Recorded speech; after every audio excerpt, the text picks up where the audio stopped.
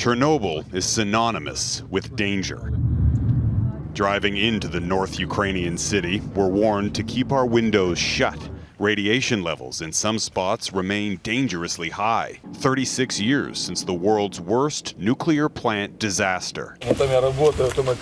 Engineer Alexander Skirita and his colleagues are responsible for maintaining the area around the notorious nuclear plant. They're only permitted to live here 15 days per month to limit their exposure, which makes the Russian military's actions here difficult to comprehend. The whole world knows about Chernobyl, he says.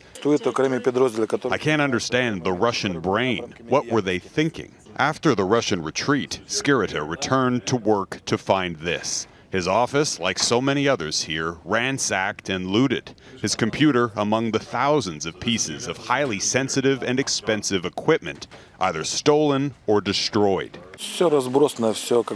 They made a mess of everything, he says. Chernobyl sits a short drive from the Belarus border and was quickly captured by Russian troops on the first day of the invasion.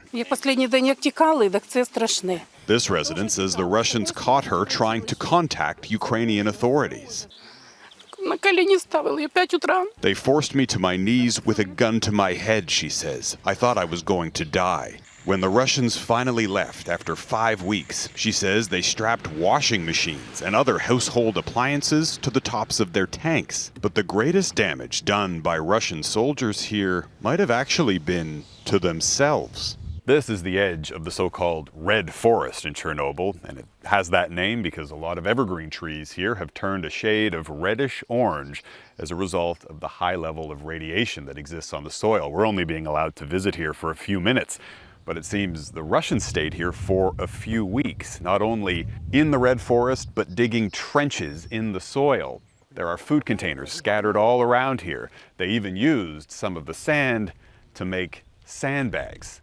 You have to be crazy or stupid to do that kind of thing. Do they have a death wish? Asked this member of Ukraine's National Guard. He showed us numerous examples where the Russians trampled, bulldozed, and dug up one of the most toxic places on Earth, possibly inhaling the dangerous dust.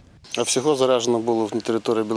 informants in Belarus told us that some of the Russian soldiers who stayed in those trenches were later hospitalized, he says. Ukraine's nuclear scientists say radiation levels at the Chernobyl site are now safe, but the Russian activity disrupted enough soil to create additional radiation hotspots.